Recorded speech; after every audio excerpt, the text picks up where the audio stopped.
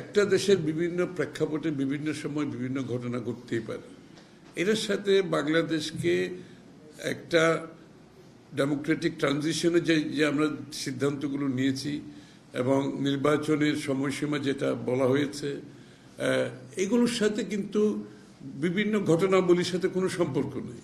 এগুলো প্রত্যেকটা ঘটনার সাথে ভিন্ন ভিন্নভাবে সরকার এগুলোকে তাদের সিদ্ধান্তের মাধ্যমে এগুলো সমাধান দেবে। এগুলোকে নির্বাচনের সাথে মিশিয়ে ফেলা, গুলিয়ে ফেলা বোধহয় ঠিক না। অনেকে চেষ্টা করে গুলিয়ে ফেলার জন্য, একটা কনফিউশন সৃষ্টি করার জন্য। নির্বাচনী কার্যক্রমের সাথে অন্যান্য যে বিষয়গুলো আছে, এরকম ঘটনা আরো অনেক কিছু ঘটতে পারে। এটার সাথে নির্বাচনী কার্যক্রমের সাথে কোনো সম্পর্ক নেই। এটা আপনি নর্মাল সিচুয়েশনে যদি একটা নির্বাচনী ডেট সময় নির্ধারণ করা হয়, তার আগে সারা বছর ধরে অনেক কিছু ঘটতে থাকে।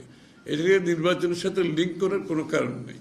এই সমস্ত কর্মকাণ্ডের মাধ্যমে যে নির্বাচন ব্যবস্থা, নির্বাচনী কার্যক্রম ঘোলাটে হবে কেন? এটা তো আইন শৃঙ্খলা বাহিনীর কাজ, তার সেই দায়িত্ব পালন করবে। এবং বাংলাদেশের মানুষ এইসবের বিরুদ্ধে, আপনি 100টা আপনি সমস্ত জনগণের বিরুদ্ধেও যদি কেউ কেউ ষড়যন্ত্র করতে চায়, তাই বলে কি আমার নির্বাচনী কার্যক্রম পিছিয়ে নিয়ে যাবে নাকি? এগুলো তো চলতেই থাকবে। যারা নির্বাচনকে বাধাগ্রস্ত করতে চায়, যারা বাংলাদেশে জনগণের মালিকানা ফিরিয়ে দিতে চায় না, যারা গণতান্ত্রিক অর্ডার চায় না বাংলাদেশে, তো তাদের কর্মকাণ্ডের জন্য কি আমরা নির্বাচন ব্যবস্থা বন্ধ করে দেবো এখন? তাদের কর্মকাণ্ডের জন্য নির্বাচন কি পিছিয়ে যাবে? তাদের কর্মকাণ্ডের জন্য যদি যারা নির্বাচনকে পিছিয়ে নেওয়ার চিন্তা করে, তাহলে তার মানে তারা গণতন্ত্রের বিরুদ্ধে শক্তি। এটা আমাদের পরিষ্কারভাবে বুঝতে হবে। এরা গণতন্ত্রের পক্ষে শক্তি হতে পারে না। সারা বিশ্ব, সমস্ত বাংলাদেশের মানুষ আজকে ফেব্রুয়ারির প্রথমার্ধে নির্বাচন সমাপ্তির দিকে এগিয়ে যাচ্ছে, নির্বাচনী কার্যক্রম নিয়ে এগিয়ে যাচ্ছে। জনগণ তাদের ভোটাধিকার প্রয়োগের জন্য অপেক্ষা করছে অধীর আগ্রহে, এবং তাদের মাধ্যমে, তারা ভোটের মাধ্যমে, তাদের ভোটের মাধ্যমে তারা তাদের প্রতিনিধি নির্বাচন করে, যে প্রতিনিধি তার কাছে দায়বদ্ধ থাকবে, জবাব দিয়ে থাকবে একটা গণতান্ত্রিক অর্ডারে। বাংলাদেশ যেটা বিগত 15-20 বছর দেখে নেয়, তারা সেই গণতান্ত্রিক অর্ডারে ফিরে যাওয়ার জন্য জনগণ অপেক্ষা করছে।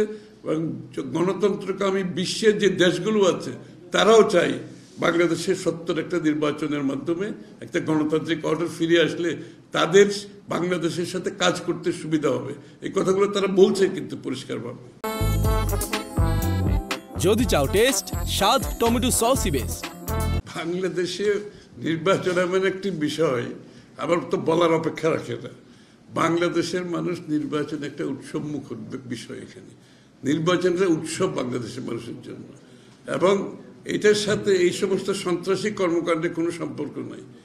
লক্ষ লক্ষ সেন্টারে ভোট হবে বাংলাদেশে। ঢাকা শহরের রাস্তায় তো ভোট হয় না, ভোট হবে সারা বাংলাদেশে 300 কনস্টিটিউয়েন্সিতে, লক্ষ লক্ষ পোলিং বুথে ভোট হবে।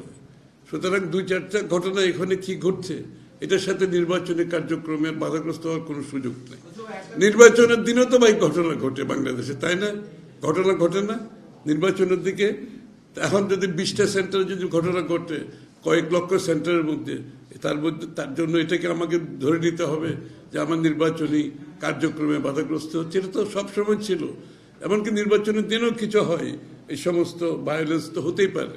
এটার সাথে নির্বাচনকে মিশিয়ে ফেলার, গুলিয়ে ফেলার কোনো সুযোগ নাই। যারা এই অপচেষ্টা করে, তারা আসলে নির্বাচন চায় না, তারা গণতান্ত্রিক অর্ডারে বাংলাদেশকে ফিরিয়ে নিতে চায় না। একটা গণতান্ত্রিক দেশে কোনো দলের সেই সুযোগ নেয় যে সরকারকে জিম্মি করে সমস্ত বাংলাদেশের মানুষের যে অধিকার সেটা কেড়ে নেবে, এবং তাদের ভোটাধিকার কেড়ে নেবে, তাদের আগামী দিনের নির্বাচনের মাধ্যমে সিলেকশনের অধিকার কেড়ে নেবে একটা দল জিম্মি করে। এটা কি সম্ভব বাংলাদেশে? বরঞ্চ যারা এই জিম্মির পথে যাবে, তারা জনগণ থেকে আরো বেশি বিচ্ছিন্ন হবে। বাংলাদেশের মানুষ এখন সহনশীলতা চায়, স্থিতিশীলতা চায়, শান্তি চায়, বাংলাদেশকে গড়তে চায়। তারা এই সমস্ত অসহনশীল আচরণ, স্থিতিশীলতা নষ্ট করা, এই সমস্ত যে সমস্ত রাজনৈতিক দল সেই পথে চলবে, তাদের ভবিষ্যৎ খুব ভালো হবে আমরা মনে করি। আমরা নির্বাচনে যাচ্ছি না, শুধু আমরা 237 জনকে নমিনেশন দিয়েছি, আর বাকি নমিনেশন কয়েকদিনের মধ্যে শেষ হয়ে যাবে। সুতরাং নির্বাচনে যাওয়া নিয়ে না যাওয়ার কোনো বিষয় নাই বিএনপির জন্য। বিএনপি না, দেশের মানুষের জন্য এই প্রশ্ন নাই, কিছু লোকের থাকতে পারে।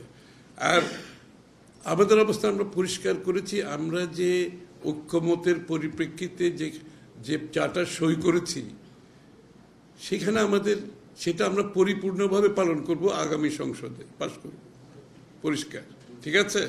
এবং এখন প্রধান উপদেষ্টা সাহেব কি দেবে আমি তো বলতে পারবো না, ওটা যদি ওই ফ্রেমওয়ার্কের মধ্যে থাকে তো আমি তো কোনো সমস্যা দেখছি না। ওই ফ্রেমওয়ার্কের মধ্যে থাকলেই তো হলো, যেটা আমরা সই করেছি ওই ফ্রেমওয়ার্কের মধ্যে থাকলে বিএনপির, বাট আমরা তো বলেছি তার ওই ফ্রেমওয়ার্কের বাইরে যদি কোনো কিছু কেউ করতে চায়, খালি প্রধান উপদেষ্টা সাহেব না, কেউ করতে চায়, সেটার জন্য আমরা দায়বদ্ধ থাকবো না, বিএনপি দায়বদ্ধ থাকবো না, এটা বলাই হয়েছে।